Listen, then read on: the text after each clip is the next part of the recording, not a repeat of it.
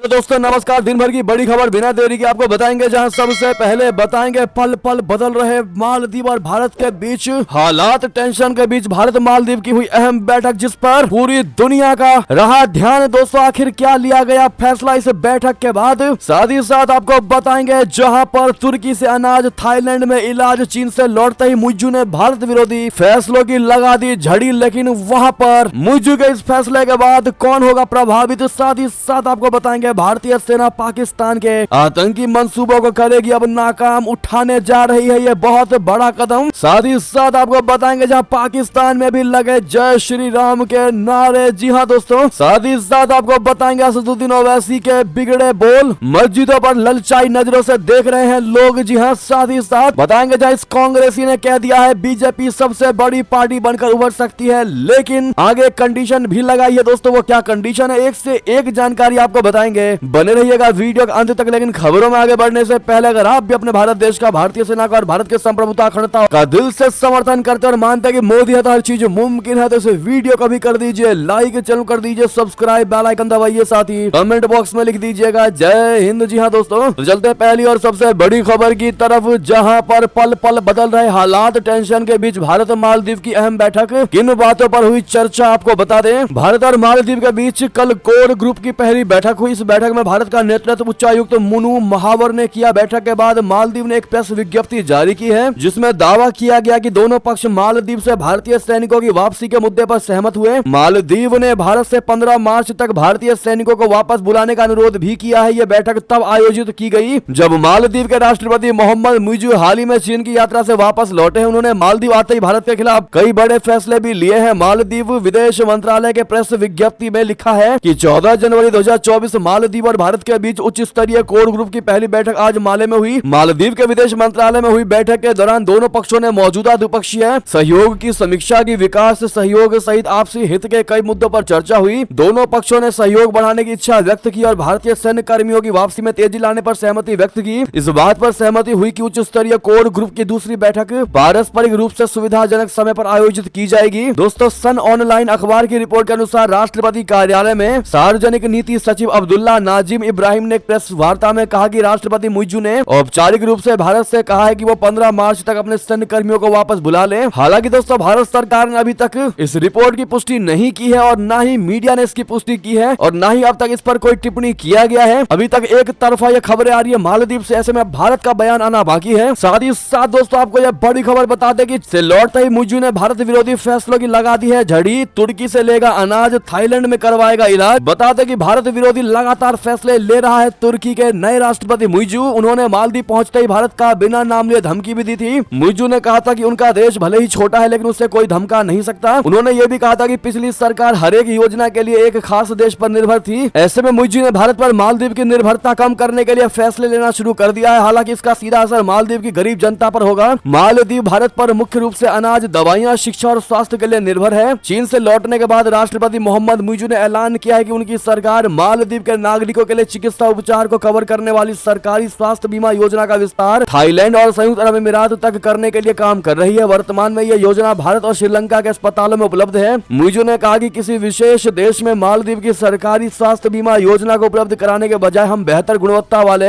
देशों संयुक्त अरब अमीरात और थाईलैंड में इसका विस्तार करेंगे। उन्होंने यहाँ तक कह दिया कि पिछली सरकार हर निर्णय लेने के लिए एक विशेष देश पर निर्भर थी। उनका इशारा भारत की ओर था लेकिन उन्होंने नाम नहीं लिया। विशेष देश पर निर्भर यानी कि दोस्तों भारत ही है वो विशेष देश, क्योंकि मालदीव पूरे तरीके से भारत पर ही निर्भर है। अब ऐसे में भारत का नाम तो नहीं लिया है, लेकिन दोस्तों जिस प्रकार से इन्होंने इनडायरेक्टली भारत को इतनी बड़ी बात कही और भारत को लेकर इतने बड़े बड़े एक्शन लिए हैं, ये कहीं ना कहीं मालदीव के राष्ट्रपति ने मालदीव की जनता को रुलाने का फैसला लिया है। क्योंकि भारत जो सुविधाएं दे रहा था मालदीव को, वो कोई और देश कभी भी मालदीव को नहीं दे पाएगा और उस बजट में तो कभी भी नहीं दे पाएगा। जी हाँ दोस्तों, ऐसे में मुइज्जू ने ये सारे फैसले लेकर के दिखा दिया है कि इनके अंदर कितनी ज्यादा जहर घुली हुई थी भारत को लेकर। राष्ट्रपति चुनाव लड़ने से पहले से ही दोस्तों ये भारत के विरोधी रहे हैं। ऐसे में आपकी इस पर जो भी राय हो कमेंट में लिखकर अवश्य बताइएगा। साथ ही साथ अगली खबर बताते हैं, जहां भारतीय सेना पाकिस्तान के आतंकियों के मंसूबों को करेगी पूरे तरीके से नाकाम। ऑपरेशन सर्वशक्ति किया शुरू। जी हां, भारतीय सेना ने जम्मू कश्मीर में आतंकवादी गतिविधियों को बढ़ाने के पाकिस्तान के प्रयासों को विफल करने की दिशा में एक बड़ा कदम उठाते हुए ऑपरेशन सर्वशक्ति शुरू कर दिया है। है। इसके तहत सुरक्षा बल केंद्र शासित प्रदेश में पीर पंजाल पर्वत श्रृंखला के दोनों किनारों पर सक्रिय आतंकवादियों को निशाना बनाएंगे। हाल के दिनों में पाकिस्तान के आतंकवादी समूहों ने पीर पंजाल पर्वतमाला के दक्षिण विशेष रूप से राजौरी पुंछ सेक्टर में आतंकवाद को पुनर्जीवित करने की कोशिश की, जहां आतंकवादियों के हमले में लगभग 20 सैनिक मारे गए हैं। नवीनतम हमला 21 दिसंबर को हुआ था, जब 4 सैनिक मारे गए थे। सुरक्षा बलों के अधिकारी के अनुसार ऑपरेशन सर्वशक्ति पीर पंजाल पर्वतमाला के दोनों किनारों से संयुक्त आतंकवाद विरोधी अभियानों को अंजाम देने के लिए होगा, जहां श्रीनगर स्थित चिनार कोर के साथ साथ नगर कोटा मुख्यालय वाली व्हाइट नाइट कोर की संरचनाएं एक साथ ऑपरेशन को अंजाम देंगी। Jammu Kashmir police, CRPF, special operations group और खुफिया एजेंसियां केंद्र शासित प्रदेश खासकर राजौरी पुंछ सेक्टर में आतंकवादी गतिविधियों को विफल करने का काम करेंगे। ऐसे में दोस्तों इस सर्वशक्ति ऑपरेशन के लिए इंडियन आर्मी को आप लोग ऑल द बेस्ट जरूर कहिएगा। अगली खबर बता दें, अब पाकिस्तान में भी लगे जय श्री राम के नारे। दानिश कनेरिया को है रामलला के विराजने का इंतजार, बताई अपनी इच्छा। बता दें, अयोध्या में बन रहे भव्य राम मंदिर को लेकर न सिर्फ भारत में बल्कि पाकिस्तान में भी लोग काफी ज्यादा उत्सुक नजर आ रहे हैं। 22 जनवरी को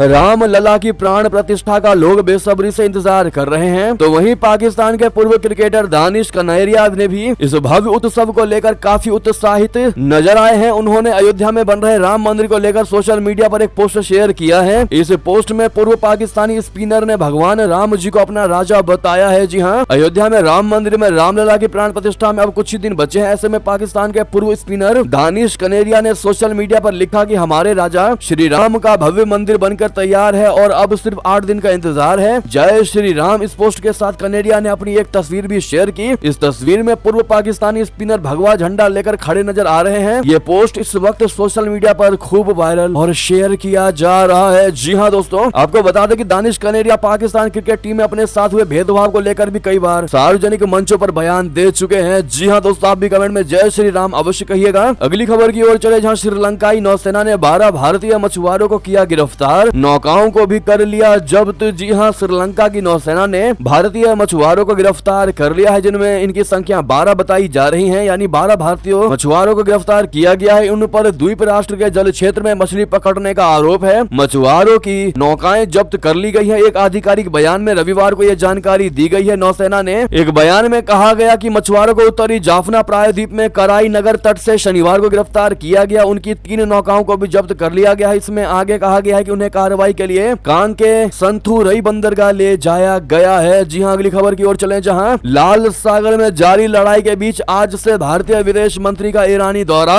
आखिर भारत के एजेंडे में क्या होने वाला है, आपको बता दें, इजराइल और हमास के बीच चल रहे युद्ध के बीच जबकि युद्ध का विस्तार लाल सागर होते हुए यमन तक पहुंच चुका है। भारत के विदेश मंत्री जयशंकर जी कल से ही 2 दिनों के ईरान दौरे पर रवाना हो चुके हैं। भारत और ईरान रणनीतिक साझेदार हैं और ईरान के साथ भारत के संबंध ऐतिहासिक रहे हैं और नई दिल्ली अपने इस पश्चिम एशियाई देश को एक महत्वपूर्ण भागीदार और करीबी पड़ोसी मानती है। भारतीय विदेश मंत्रालय ने शनिवार को जारी एक बयान में कहा कि जयशंकर जी ईरानी विदेश मंत्री हुसैन अमीर अब्दुल्लाहियन से मुलाकात करेंगे और द्विपक्षीय, क्षेत्रीय और वैश्विक मुद्दों पर चर्चा करेंगे। विदेश मंत्रालय ने कहा है कि राजनीतिक सहयोग, कनेक्टिविटी पहल और लोगों से लोगों के बीच मजबूत संबंध जयशंकर और अमीर अब्दुल्लाहियान के बीच वार्ता के एजेंडे के महत्वपूर्ण पहलू होंगे। जी हाँ दोस्तों, अब ऐसे में मुद्दे की बात कर लेते हैं, जहां पर आपको बताते हैं ईरान तो जा रहे हैं जयशंकर जी, लेकिन लाल सागर में जिस प्रकार से हमले हो रहे हैं उस पर भी बातचीत होने की संभावना जताई जा रही है। अब देखना ये होगा कि आखिर क्या बातें होती हैं। अगली खबर की ओर चले, जहां क्या ताइवान पर हमले की योजना बना रहा है चीन। ड्रैगन ने दी धमकी, कहा विलय पर कोई बदलाव नहीं। जी हाँ, ताइवान की सत्ताधारी डेमोक्रेटिक प्रोग्रेसिव पार्टी के विलियम लाई चिंग ते के राष्ट्रपति चुनाव जीतने के बाद से ड्रैगन परेशान है। ताइवान पर लगातार अपना दावा करते आए चीन ने चुनाव पूर्व लोगों को चेतावनी भी दी थी कि लाई को कोई वोट ना करे। बावजूद इसके ड्रैगन की धमकी को ताइवान के नागरिकों ने नजरअंदाज कर दिया था और भारी बहुमत से जिताया। इसके बाद अब चीन के विदेश मंत्री वांग यी ने ताइवान को लेकर धमकी दे डाली है। एचटी की रिपोर्ट के मुताबिक विदेश मंत्री वांग यी ने दावा किया है कि ताइवान हमेशा से चीन का अधीनस्थ क्षेत्र रहा है। इसके चलते उसने कभी भी उस पर जोर जबरदस्ती या फिर बल प्रयोग के जरिए अपने नियंत्रण में लाने की जरूरत नहीं समझी। इसको लेकर ऐसा कोई प्रयास भी नहीं किया गया और अब जब राष्ट्रपति चुनाव में विलियम लाई को जीत हासिल हो गई तो ड्रैगन ने चेतावनी देते हुए साफ कह दिया है कि वहां चुनाव होने और राष्ट्रपति चुनाव जीत जाने से चीन में इसके पुनः विलय करने के मंसूबों में किसी प्रकार का कोई बदलाव नहीं आएगा। इतना ही नहीं, चीनी विदेश मंत्री ने यह भी दावा किया है कि ताइवान न अतीत में कभी कोई देश रहा है और न ही निश्चित तौर पर आगे भविष्य में कोई देश रहेगा।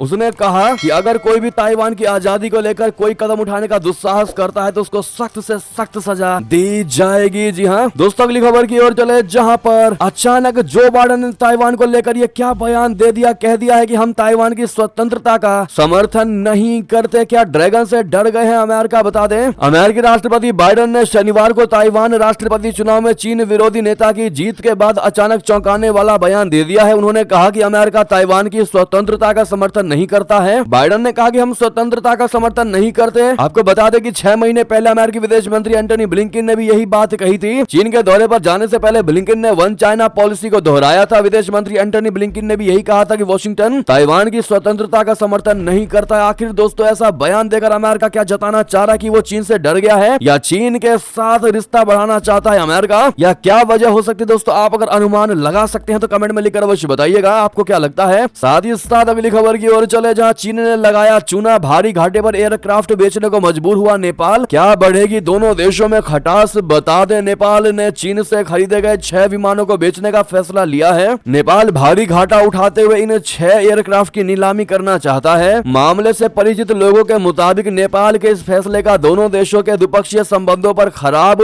असर पड़ सकता है। नेपाल एयरलाइंस कॉर्पोरेशन ने बार बार कहा है कि चीन निर्मित विमान अधिग्रहण के बाद से ही उनके लिए नुकसान का सौदा साबित हो रहे हैं। इनकी वजह से आगे होने वाले किसी संभावित नुकसान को रोकने के लिए कॉर्पोरेशन इनसे छुटकारा पाना चाहती है और इनकी नीलामी का फैसला लिया है। जी हाँ, इन विमानों का मालिकाना हक नेपाल के वित्त मंत्रालय के पास है, जबकि नेपाल एयरलाइंस इनकी ऑपरेटर है। मामले के परिचितों ने कहा कि ऐसा प्रतीत होता है कि अन्य विकल्प सफल नहीं हो सका, इसीलिए नेपाल ने आखिर में अब नीलामी नोटिस निकाला है। जी हाँ, अगली खबर बता दें, क्या पाकिस्तान में टल जाएगा आम चुनाव? 15 दिन के भीतर सीनेट में तीसरा प्रस्ताव हुआ पेश। जी हाँ, पाकिस्तान में जैसे जैसे आम चुनाव का तारीख नजदीक आ रही है, वैसे वैसे उसे स्थगित करने की मांग भी तेज होती जा रही है। आम चुनाव को स्थगित किए जाने को लेकर रविवार को भी एक प्रस्ताव सीनेट में पेश किया गया। 2 दिन पहले भी संसद के उच्च सदन में कुछ इसी तरह का प्रस्ताव लाया गया था। कुछ दिन पहले भी सीनेट के 2 सदस्यों ने चुनाव को स्थगित करने की मांग की थी। पीटीआई की रिपोर्ट के मुताबिक सीनेट में पेश किए गए तीनों प्रस्ताव में ठंड के मौसम और सुरक्षा चिंताओं का हवाला देते हुए आम चुनाव को स्थगित करने की मांग की गई है। तीसरा प्रस्ताव निर्दलीय सीनेटर हिलाल उर रहमान की ओर से संसद में पेश किया गया है। प्रस्ताव में हिलाल उर रहमान ने कहा है कि बहुत ज्यादा ठंड और बर्फबारी से खैबर पख्तूनख्वा प्रांत में नागरिकों के लिए वोट डालने में मुश्किलें पैदा होंगी। जी हाँ, प्रस्ताव में ठंड की वजह से प्रचार प्रसार में दिक्कतों का भी जिक्र किया गया है। चलते अगली खबर की तरफ, जहां इमरान खान की पार्टी से वापस लिया गया क्रिकेट बैट का चुनाव निशान। जी हाँ दोस्तों, ये दूसरी बार की खबर है। मतदान से पहले चुनावी मैदान में कप्तान को लगा है बड़ा और तगड़ा झटका। बता दें, पाकिस्तान के सुप्रीम कोर्ट ने इमरान खान का पार्टी पाकिस्तान तहरीके इंसाफ के संगठनात्मक चुनावों को रद्द घोषित कर दिया। कोर्ट ने पार्टी के चुनाव निशान क्रिकेट के बल्ले को बरकरार रखने की मांग को भी खारिज कर दिया है, जो 8 फरवरी को होने वाले आम चुनाव से पहले जेल में बंद इमरान खान के लिए बड़ा झटका है। पाकिस्तान चुनाव आयोग ने पेशावर हाई कोर्ट के उस फैसले को सुप्रीम कोर्ट में चुनौती दी थी, जिसमें उसने पीटीआई पार्टी के चुनावों को वैध करार देते हुए क्रिकेट के बल्ले को उसके चुनाव चिन्ह के रूप में बहाल कर दिया था। अब सुप्रीम कोर्ट ने हाई कोर्ट के फैसले को पलट दिया है। जी हाँ, अगली खबर की ओर चले, जहां यमन पर हमलों का आदेश देकर जो बाइडेन ने तोड़ा अमेरिका का क्या कानून, क्या राष्ट्रपति पद से हटाए जाएंगे जो बाइडेन? बता दें, अमेरिकी कांग्रेस के कुछ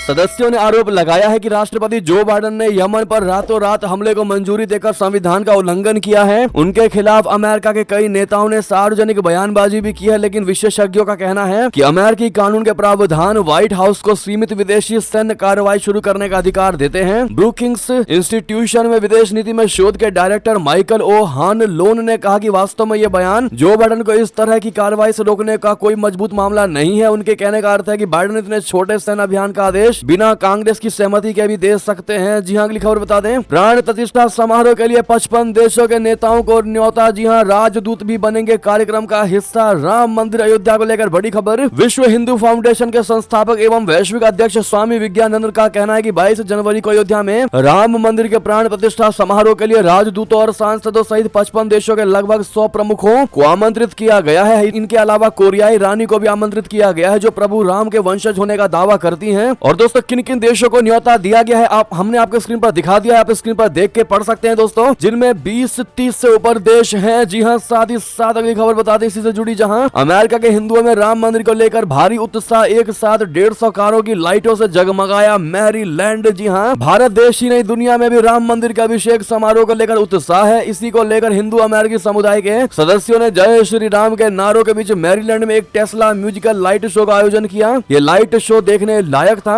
अमेरिका के विश्व हिंदू परिषद द्वारा आयोजित लाइट शो में लोगों को भगवान राम की छवियों वाले झंडे पकड़े हुए और जय श्री राम, राम लक्ष्मण जानकी और जय श्री हनुमान जी के नारे लगाते हुए सुना गया है। जी हाँ, अगली खबर की ओर चले, जहां पर सोमालिया के पास समंदर में लापता हुए 2 अमेरिकी navy seal commando, search operation जारी। जी हाँ, अमेरिका के 2 सील नेवी कमांडो पिछले गुरुवार से लापता हैं। ये सोमालिया के तट पर एक ऑपरेशन में शामिल थे। सील एक मिशन पर था और उसके कमांडो एक जहाज पर चढ़ने की कोशिश कर रहे थे, तभी वे कमांडो ऊंची लहरों की चपेट में आ गए। न्यूयॉर्क टाइम्स के मुताबिक अमेरिकी अधिकारियों ने बताया कि सील यानी SEAL टीम के सदस्यों को गुरुवार को सोमालिया तट के करीब एक संदिग्ध जहाज के पास जाने के लिए भेजा गया था। वहां पहुंचने पर कमांडोज ने जहाज को बारीकी से जांच करने का फैसला किया। अगली खबर बता दें, जहां पर पहली बार विवेक रामास्वामी पर भड़के डोनाल्ड ट्रंप, बता दिया उनको फ्रॉड और ठगी। जी हां, अमेरिका में राष्ट्रपति चुनाव के लिए रिपब्लिकन और डेमोक्रेटिक पार्टियों में उम्मीदवारों की चयन प्रक्रिया शुरू होने वाली है। इस बीच रिपब्लिकन पार्टी की उम्मीदवारी की रेस में शामिल भारतीय मूल के विवेक रामास्वामी और पूर्व राष्ट्रपति डोनाल्ड ट्रंप के बीच भी तल्खी सामने आई है। पहली बार सार्वजनिक तौर पर डोनाल्ड ट्रंप ने अपने प्रतिद्वंदी विवेक रामास्वामी की आलोचना की है। बता दें कि विवेक रामास्वामी उम्मीदवारी के लिए डोनाल्ड ट्रंप को कड़ी टक्कर दे रहे हैं। ट्रंप ने आरोप लगाया कि विवेक रामास्वामी नामांकन हासिल करने के लिए गलत रास्ते अपना रहे हैं। उन्होंने विवेक रामास्वामी को फर्जी और ठगी भी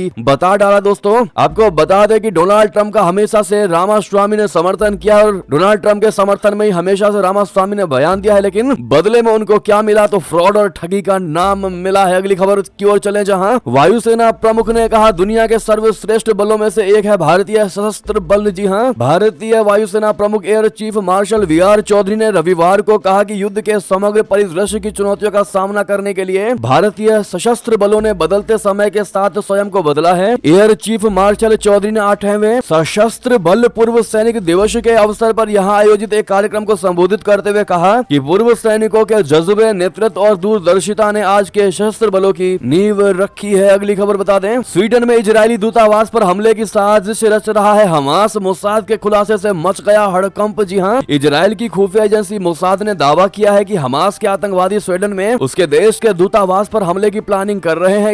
इसे हमास के यूरोप में विस्तार के तौर पर देखा जा रहा है। दिसंबर में ही स्वीडन ने कई संदिग्धों की गिरफ्तारी की थी जो किसी खास जगह पर हमले की योजना बना रहे थे। स्वीडन के अलावा डेनमार्क और जर्मन अधिकारियों ने भी कई संदिग्धों को गिरफ्तार किया था जिनका संबंध हमास से बताया गया था। इन गिरफ्तारियों के बाद इजरायल की खुफिया एजेंसी मोसाद ने स्वीडन में एक कथित हमास नेटवर्क के सदस्य का भी नाम लिया। हालांकि मोसाद ने यह नहीं बताया कि हमास का वो सदस्य हिरासत में है या नहीं। अगली खबर की ओर चले, जहां असदुद्दीन ओवैसी के बड़े बोल, कहा अलर्ट रहो, ये हमारी मस्जिदों पर ललचाई नजरों से देख रहा है। जी हां, ऑल इंडिया मजलिस इत्तेहादुल मुस्लिमीन बोले तो AIMIM के अध्यक्ष असदुद्दीन ओवैसी ने मुसलमानों को आगाह किया है और अलर्ट रहने को कहा है। ओवैसी ने योग गुरु स्वामी रामदेव पर तंज कसा और कहा कि मस्जिदों को हमें आबाद रखना होगा। मुझे पता है कि मेरी बातों को मीडिया उठा सकता है क्योंकि जहां ओवैसी का नाम आता है वहां विवाद होता है। अब तो ऐसा ही हो गया है। एक बाबा है जो टूथपेस्ट बेचते हैं, मंजन बेचते हैं और सांस लेने का तरीका बताते हैं। वो कहीं पर मंत्र पढ़ रहे थे और खुद को ब्राह्मण घोषित कर रहे थे। मंत्र पढ़ते पढ़ते उन्होंने ओवैसी को कुछ बोल दिया और जब मीडिया ने इस बिजनेसमैन बाबा से पूछा तो बोला कि मैंने OBC नहीं ओवैसी बोला है। ओवैसी ने कहा कि मस्जिदों की हिफाजत करिए क्योंकि मौजूदा जो हुक्मरान है वो पूरी कोशिश कर रहे हैं कि मस्जिदों को गैर आबाद कर दिया जाए, मस्जिदों की अहमियत को कम किया जाए, मुसलमानों को इस्लाम से दूर कर दिया जाए। इसलिए हमारी जिम्मेदारी है कि हम मस्जिदों की हिफाजत करें। कुदरत हमें और आपको पुकार पुकार कर कह रही है कि तुम एक मस्जिद को खो चुके हो और वो तुम्हारी गफलत की वजह से हुआ था। अब अगर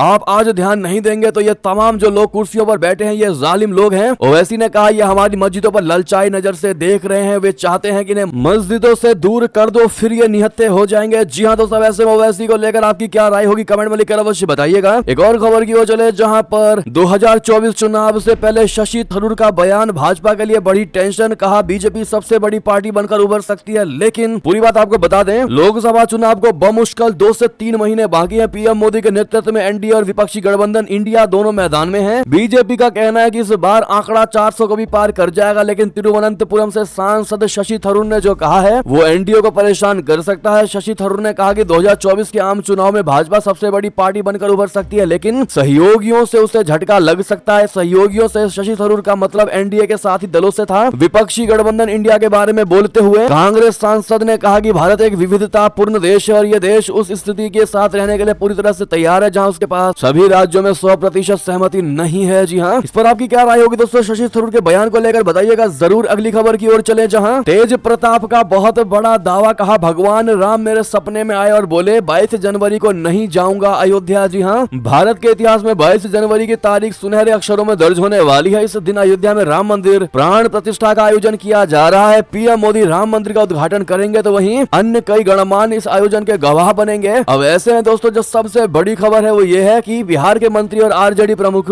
लालू प्रसाद यादव के बड़े बेटे तेज प्रताप यादव का बड़ा बयान सामने आया है। उन्होंने कहा कि भगवान राम जी उनके सपने में आए थे और कहा कि वो 22 जनवरी को राम मंदिर अभिषेक दिवस पर अयोध्या में नहीं आएंगे। दोस्तों इससे कुछ दिन पहले तेज प्रताप यादव से 22 जनवरी को अयोध्या जाने के बारे में पूछा गया था, तो उन्होंने मीडिया को जवाब देते हुए कहा था कि वो भगवान कृष्ण के भक्त हैं और वो वृंदावन जाते हैं। हालांकि उन्होंने ये नहीं बताया कि वो 22 तारीख को अयोध्या जाएंगे या नहीं, लेकिन अब ऐसा बयान देना कि सपने में राम जी ने कहा कि वो अयोध्या नहीं जाएंगे, यानी राम जी ही अयोध्या नहीं जाएंगे 22 तारीख को, ये कहीं ना कहीं क्या आपको नहीं लगता कि ये भड़काने वाली बात है? इस पर आपकी जो भी राय हो दोस्तों कमेंट में लिखकर अवश्य बताइएगा। अगली खबर बता दें, 20 जनवरी के बाद बाहरियों को नहीं मिलेगा अयोध्या में प्रवेश, लोकल को दिखाना होगा पहचान पत्र। जी हाँ, 20 जनवरी से ही रामनगरी में बाहरी लोगों को प्रवेश नहीं मिलेगा। अयोध्या धाम व शहर के भीतर रहने वालों को उनके घर तक पहुंचने की अनुमति दी जाएगी। इसके लिए उन्हें पहचान पत्र दिखाना होगा। अयोध्या धाम के भीतर रहने वालों से पुलिस प्रशासन ने 21 व 22 जनवरी को ना निकलने की अपील की है। अगली खबर बता दें, प्रधानमंत्री मोदी जी आज दे रहे हैं बहुत बड़ी खुशखबरी, 1 लाख लोगों को मिलेगी इस योजना की पहली किस्त। जी हाँ, केंद्र सरकार ने पिछले साल प्रधानमंत्री जनजातीय आदिवासी न्याय महाअभियान यानी कि पीएम जनमन स्कीम की शुरुआत की थी। अब आज यानी सोमवार को 15 जनवरी को पीएम जनमन योजना के अंतर्गत 1 लाख लाभार्थियों को पहली किस्त जारी कर रहे हैं। ये वो लाभार्थी हैं जो प्रधानमंत्री आवास योजना ग्रामीण यानी PMAY के दायरे में आते हैं। जी हाँ दोस्तों, बहरहाल ऐसे में ये थी की सारी बड़ी खबरें। आपको हमारी खबर कैसी लगी? आशा करता हूँ बहुत अच्छी लगी होगी। अगर थोड़ी भी अच्छी लगी है तो इस वीडियो को दोस्तों, भाइयों में, साथियों में, रिश्तेदारों में शेयर अवश्य कर दीजिएगा और अभी कर दीजिए इस वीडियो को लाइक, चैनल कर दीजिए सब्सक्राइब, बेल आइकन दबाइए, साथ ही कमेंट बॉक्स में लिख दीजिएगा जय हिंद जय भारत। और यहाँ तक बने रहने के लिए आप सभी का बहुत बहुत धन्यवाद।